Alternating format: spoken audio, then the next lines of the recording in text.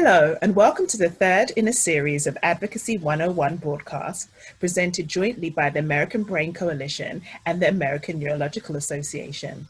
I'm Nadine Goldberg, the Executive Director of the American Neurological Association, and I'm here with my colleague, Katie Sale, Executive Director of the American Brain Coalition, to share how you can participate in advocacy outside of Washington, D.C.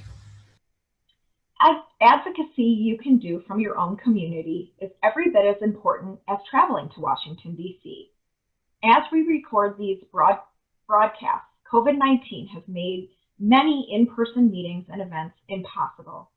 This broadcast includes options for engaging with your legislators virtually, and we hope the tips on in-person engagement will be helpful soon. Let's get started by hearing from one of our advocates, Dr. Frances Jensen. There are many positive things you can do from your home, office, university, hospital, or wherever you happen to be. Members of Congress expect to hear from their constituents on issues they are passionate about, so don't hesitate. Start regular personal communications with your legislators and their staff. That means you should contact them every month or two by email or telephone. Do not rely on snail mail. It takes about 2 weeks to arrive in DC because of testing for dangerous enclosures. Fortunately, technology has provided us with a number of quicker and more efficient communication channels.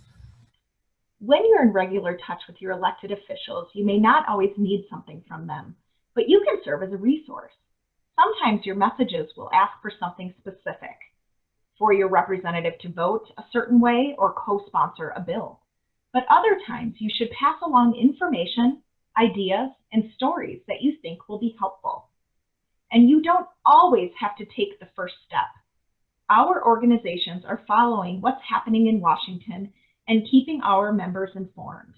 When you receive an action alert from the American Brain Coalition or other organizations, please act promptly by sending emails as the alert requests. It always helps to personalize those letters with specifics relating to your experience and expertise.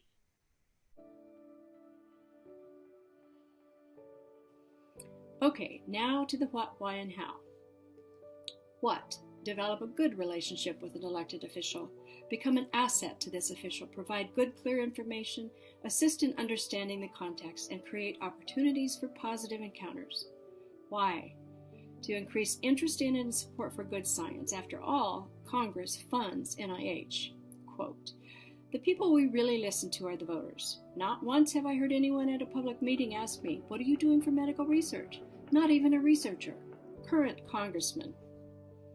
How? Connect. Research legislator, philosophy committees, voting record. Why they do what they do. You can take advantage of your local media too. Write letters to the editor about issues. Members of Congress and their staff want to hear from the people they represent.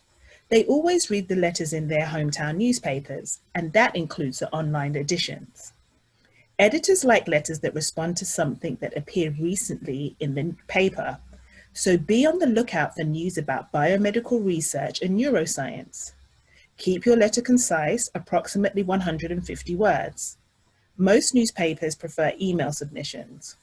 Include your full name, address, phone number, and email. Keep in mind your letter does not have to be a complaint, quite the contrary. Make sure you compliment your representatives if they do something beneficial to patients, your community, university, or hospital. When Congress is in recess, members of Congress are out and about in their home states and districts. Go to town hall meetings that your members of Congress hold and ask questions about brain-related issues, or make an appointment to meet with your member of Congress in the local office. Don't forget the state and county fairs, as well as parades that politicians frequent on weekends and during their August congressional recess. Tell them about the potential local impact of proposed legislation, whether it's positive or negative. Has your institution received federal funding for research? Share the benefits that has created. Or alternatively, is there a lack of federal funding having a negative impact on your community?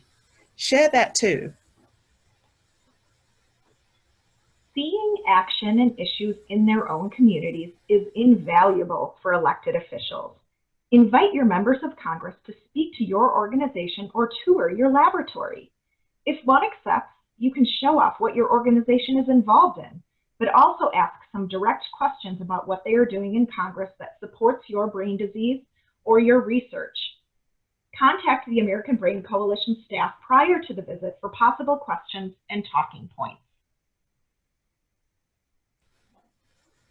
Build relationships with congressional staff who work in the state or local offices or district offices. They represent the member of Congress at local meetings and events, even when legislators are in Washington. They also serve as caseworkers to help constituents with federal programs and benefits. Invite them to regular meetings and events on your calendar and let them know how you can help them serve the community. Then, when the senator or representative needs to know how legislation might affect constituents, local staff will know who to turn to for input. Gather interested names everywhere and let them know how valuable his interest is. Get his or her name in the news, positive reinforcement for more involvement. Specifically ask him or her to join the Congressional Neuroscience Caucus and introduce the staff member to caucus staff support. And when a request needs to be made, prioritize. Too many requests diminish the impact. See this as a relationship and update periodically. Keep it easy, effective, and enjoyable. Chances are you're not the only one in your community who is passionate about brain disease issues. Share information and ideas with others in your community and institution who care about brain disease issues. There is strength in numbers. Building coalitions is a tried and true method of influencing public officials. Social media is a way you can connect with almost anybody from anywhere. Most members of Congress are on Facebook, Twitter, and other popular platforms, and they want you to engage with them. If you use social media, it provides another vehicle for reaching them and influencing their thinking. Finally, as Francis Collins says repeatedly, the scientific community must communicate to the public and its leaders the compelling value of science. Scientists like to tell ourselves that we are too busy to worry about image, but the reality is that our work only has a chance of making a difference if we build a much broader base of popular support for medical research than currently exists in this country. It's up to us.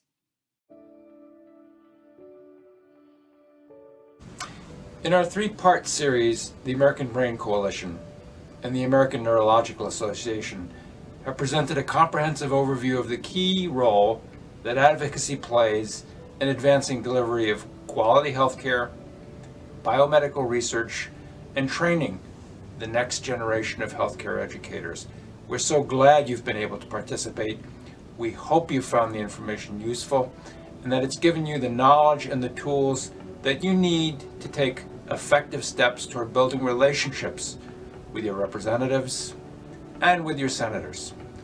All of us together are passionate about the advancement of brain science and the support for clinical care and education. We're stronger together. The louder and clearer our collective voice is on Capitol Hill, the more successful we'll be in furthering our efforts together. So please share these broadcasts with your own colleagues and with your social networks. We at the ANA and the ABC are available to answer your questions, to help you with your advocacy, to find new opportunities, and to make suggestions. And at the same time, we want to learn from you. So please reach out to us. Tell us about your experiences, what worked for you, what didn't. I think it will be very helpful to us all. Most of all, we hope you're inspired to make a commitment to advocacy.